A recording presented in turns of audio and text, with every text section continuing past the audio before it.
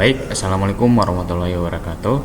Saya Indra Nurfadila dari kelas 11 PPLJ 1. Nah, di sini saya akan menjelaskan atau mempresentasikan tentang komponen-komponen yang ada dalam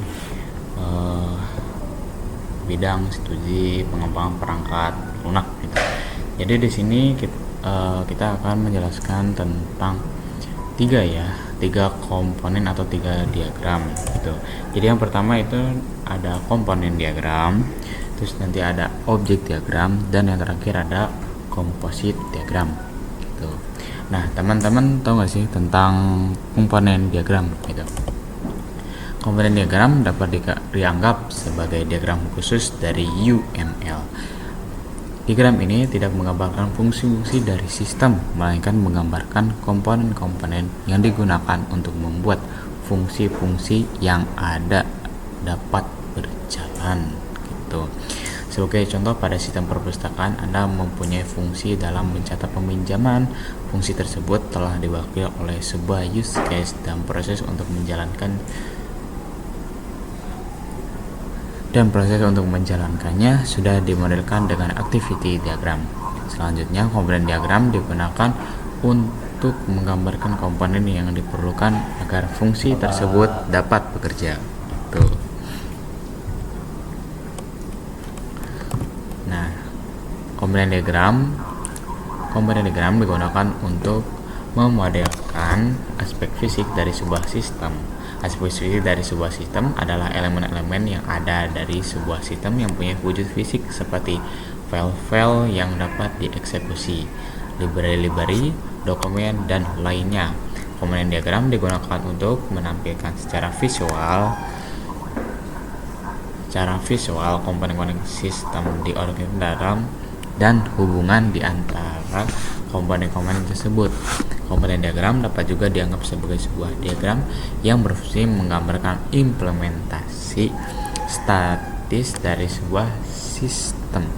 Diagram tersebut menggambarkan secara komponen-komponen di organisasi pada momen tertentu. Dengan demikian, sebuah komponen diagram tidak dapat menggambarkan sistem secara keseluruhan, melainkan harus dilakukan dengan banyak diagram untuk banyak momen. Nah, selanjutnya juga itu ada etika ketika kita menggambar komponen diagram. Nah, yang pertama itu gunakan nama ya. Kita harus mempunyai nama yang mempunyai arti untuk mengidentifikasi komponen yang digambar. Nah, contoh kita itu sebagai aktor gitu. Nah, terus komponen-komponen jadi gitu ada perwakilannya gitu. Nah, selanjutnya itu buatlah gambar layout dari komponen diagram sebelum digambar menggunakan perangkat lunak Star UML atau tools yang lain. Gunakan catatan untuk mengklarifikasi poin-poin penting gitu. Jadi kita tuh contohnya itu kayak mengidentifikasi sebuah kasus, contohnya itu tentang peminjaman buku perpustakaan gitu. Jadi kita harus mencatat, mengklarifikasi apa yang penting. Jadi jangan sampai semuanya itu dicatat gitu. Nah, selanjutnya itu ada tujuannya. Nah, tujuan dari komponen diagram ini yang pertama itu memodelkan secara visual komponen-komponen yang ada di dalam sistem gitu. Jadi seperti tadi memvisualkan gitu ya dari bentuk nyatanya gitu. Seperti tadi peminjaman buku dari perpustakaan. Nah, kita modelkan nih dalam bentuk visual.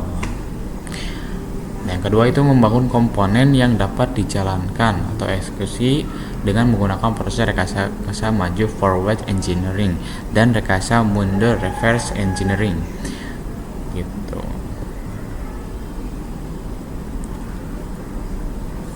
Dan yang ketiga menggambarkan pengorganisasian komponen dan hubungan di antaranya. Nah, selain etika dan tujuan dari komponen diagram, ada juga nih simbol-simbol di komponen diagram gitu. Yang pertama itu ada simbol komponen. Nah, komponen ini simbol komponen ini adalah paling penting dalam komponen diagram gitu. Nah ini seperti ini ya, nah, contohnya gitu. Selanjutnya itu ada simbol node ya. Simbol node ini mewakili perangkat lunak atau perangkat keras yang berhubungan dengan sistem perangkat lunak yang sedang dibangun. Nah seperti ini ya contohnya. Nah contohnya juga bisa. Nah ini ya, jadi mewakili perangkat lunak atau perangkat keras ya, hardware atau software gitu. Jadi di sini ya, apa tadi namanya?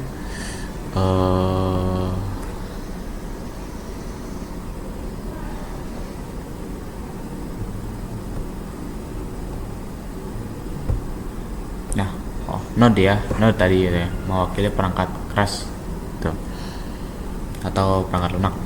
Nah, selanjutnya simbol antarmuka ini. Antarmuka adalah digunakan untuk perangkat lunak untuk menghubungkan sebuah komponen. Tugasnya yaitu menjalankan sebuah fungsi dengan penggunanya gitu. Nah ini ya, antarmuka itu digambarkan sebagai lingkaran. Sebagai contoh seperti ini ya. Nah seperti ini antarmuka itu sama pengguna tuh. Jadi ini komponen kotaknya. Nah ini antarmukanya tuh. Nah selanjutnya itu ada PCI. Nah PCI ini menggambarkan sebuah komponen yang diorganisasikan gitu. Nah ini contohnya kotak. Nah terus di atasnya ada kotak kecil gitu. Contohnya ada juga seperti ini PCI gitu. Order pembayaran. Nah dari order ke item barang, terus transfer ke laporan lagi ya. Nah selanjutnya selain PCX juga itu ada relasi. Nah relasi ini untuk menghubungkan komunikasi antara komponen yang ada di dalam komponen diagram gitu. Jadi kita tuh saling menghubungkan. Contohnya seperti ini ya. Nah ini yang putus-putus, yang bergantungan. Nah ini ada relasi nih. Jadi ada dua relasi, yang mempunyai panah sama yang tidak mempunyai panah tuh. Nah selanjutnya ini yang bergantungan. Nah seperti yang tadi yang bergantungan gitu ya. Jadi komponen yang ketergantungan ini digambarkan dengan menggunakan simbol tanda panah yang garisnya berputus-putus gitu. Ada dua di sini, yaitu ketergantungan satu arah dan ketergantungan dua arah gitu. Contohnya seperti tadi yang sudah ditunjukkan. Nah seperti ini ya, ketergantungan tuh. Nah ini sebagai contoh dari kasus komponen diagram.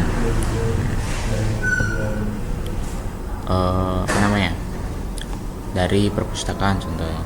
Nah di sini ini basis data ya. Nah ini untuk menyimpan data-datanya gitu. Nah ini search system itu untuk mencari apa yang klien butuhkan. Contohnya klien itu membutuhkan buku IPS. Nah itu dicari dan basis data itu akan mencari data-datanya gitu. Nah ini ada transaksi. Jadi dari anggota transaksi menjadi buku gitu. Dan adapun dendanya juga ketika kita telat atau kita itu melanggar aturan yang ada pada perpustakaan tersebut gitu. Contoh lagi. Nah selanjutnya itu ada objek ya, ada objek diagram. Objek diagram ini merupakan turunan dari kelas diagram. Jadi masih masih keturunan lah, masih nyambung sama kelas diagram.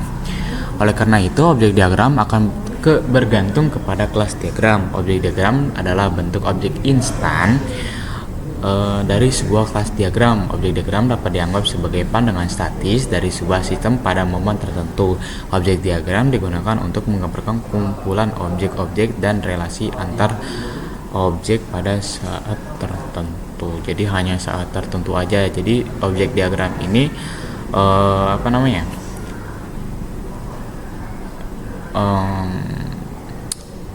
Diagram yang berbentuk yang lebih instan dari kelas diagram gitu.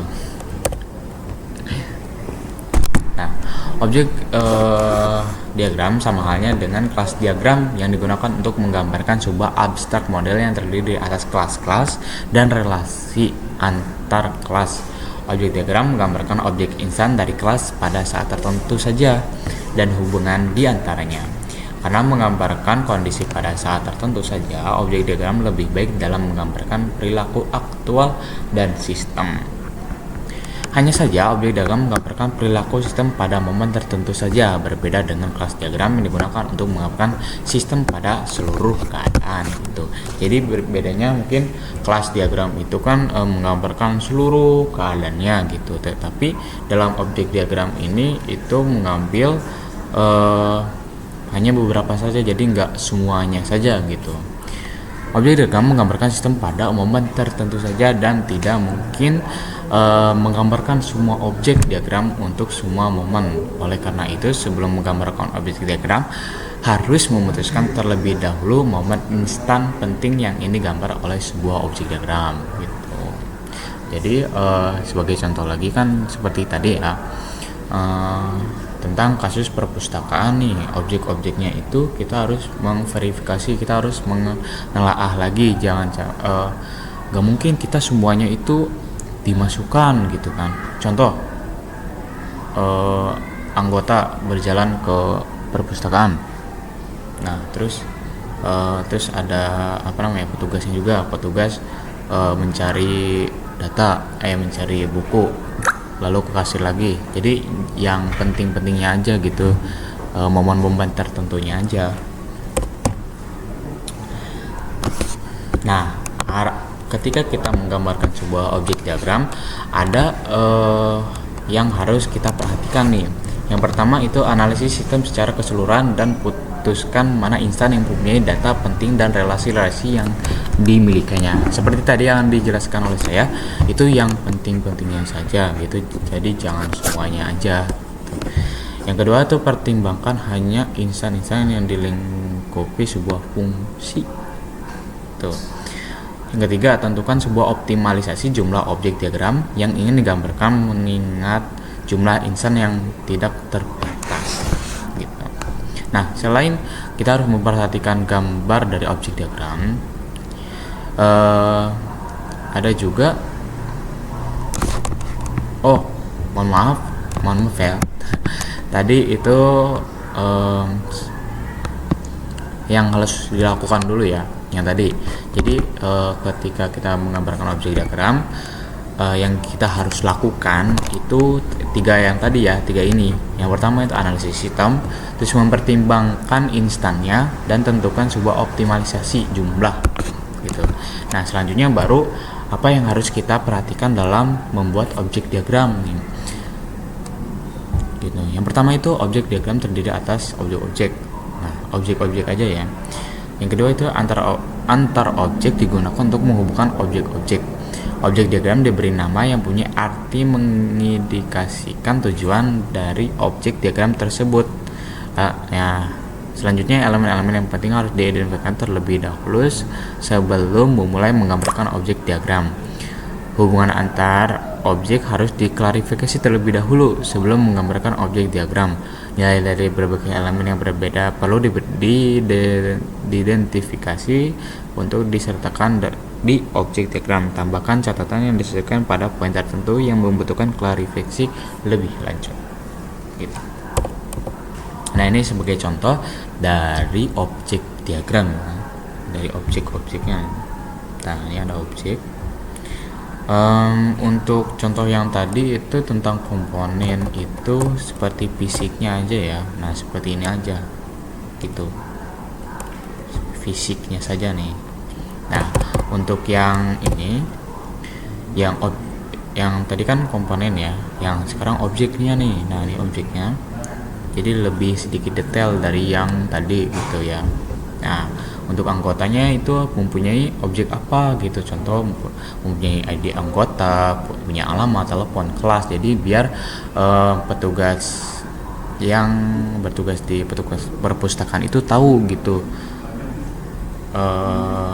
data dirinya gitu. Contoh anggotanya itu meminjam buku pada tanggal sekian, nah selesainya tanggal sekian gitu. Jadi sih misal kalau melewati batas, nah petugasnya itu bisa mencari nih nama, alamat, teleponnya, jadi biar bisa ditindak lanjuti gitu pencarian. Nah terus karena melanggar aturan atau sudah jatuh tempo itu bisa kena dendanya gitu. Nah yang ketiga itu komposit diagram ya. Komposit diagram adalah diagram struktural baru dari UML 2.0 yang menampilkan struktur internal dan relasi antar kelas secara lebih detail dibandingkan kelas diagram. Jadi komposit ini lebih detail dari kelas diagram gitu. Gimana ya?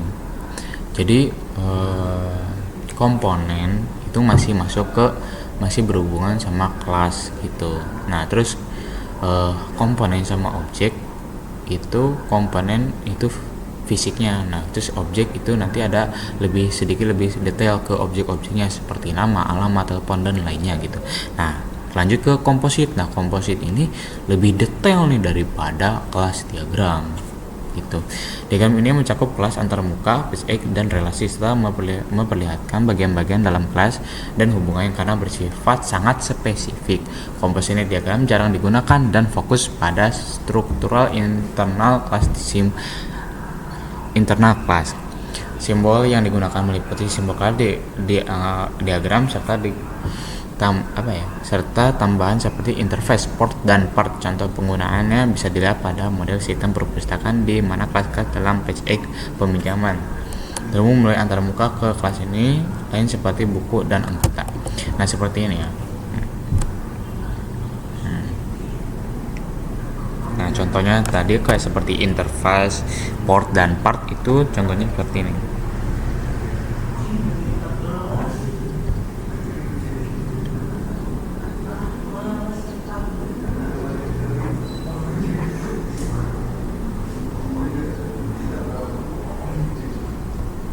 Work today is broken, but ClickUp fixed it. We're all working in too many disconnected apps, and it's killing team productivity.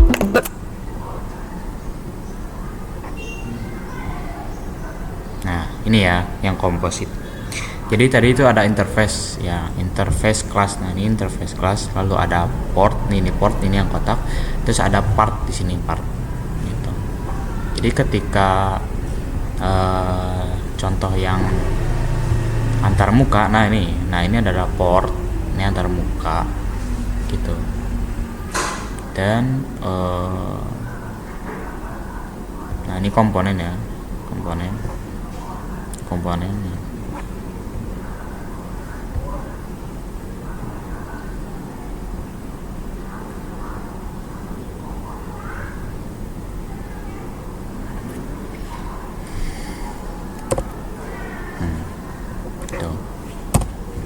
Nah, kesimpulannya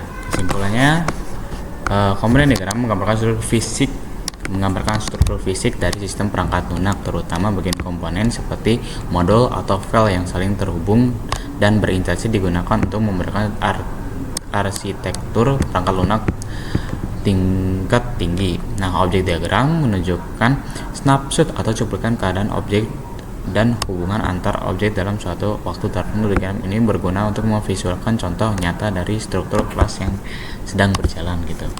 Contoh dulu ya, yang pertama itu komponen diagram ya. Nah, kalau ini komponen diagram nih, komponen-komponennya saja gitu. Jadi dari anggota pramuka itu bisa kita anggota perpustakaan itu bisa kita tuh bisa meminjam buku, mencari buku, lalu kita mengembalikan. Nah untuk petugas itu mengelola akun anggota gitu. Nah selanjutnya itu tadi itu apa ya, objek ya, objek.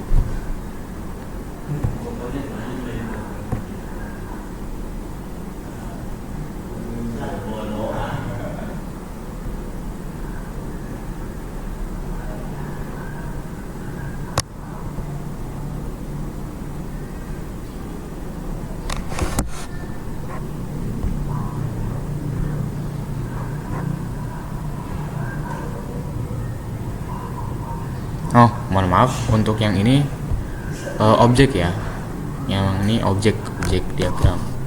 Nah ini objek diagram. Nah terus yang untuk komponen ini nih, nah ini jadi library member itu berhubungan dengan library manager system database. Nah library management system database ini untuk mengolah sistem-sistemnya di sini. Nah untuk buku itu berhubungan dengan sistem search, itu untuk mencari buku-buku apa yang member butuhkan gitu, dan berhubungan dengan manajemen sistem database karena ini untuk menyimpan data-data buku. Nah transaction itu berhubungan untuk meminjam dan mengembalikan buku gitu. Nah ini fee untuk pembayarannya. Nah selanjutnya itu contohnya dari komposit ya. Nah, komposit itu fokus pada struktur internal sebuah kelas dan hubungan antar bagian di dalamnya. Dengan ini memberikan data bagaimana komponen internal saling berinteraksi sehingga cocok untuk membuatkan desain internal kompleks dari suatu kelas gitu. Kayak tadi ya. Nah ini, jadi seperti ini ya. Untuk contoh komposit diagram. Nah, ini lebih detailnya tuh. Jadi ini objek, komponen, komposit gitu. Jadi ketiganya ini mempunyai atau melengkapi satu sama lain dalam memberikan gambar lengkap tentang struktur dan perilaku sistem gitu. Nah terima kasih, mohon maaf ya apabila penjelasan saya kurang tepat atau mungkin kurang jelas. Semoga teman-teman bisa mendapatkan ilmu yang bermanfaat gitu. Terima kasih, saya Indra Nur Fadila pamit undur diri. Wassalamualaikum warahmatullahi wabarakatuh.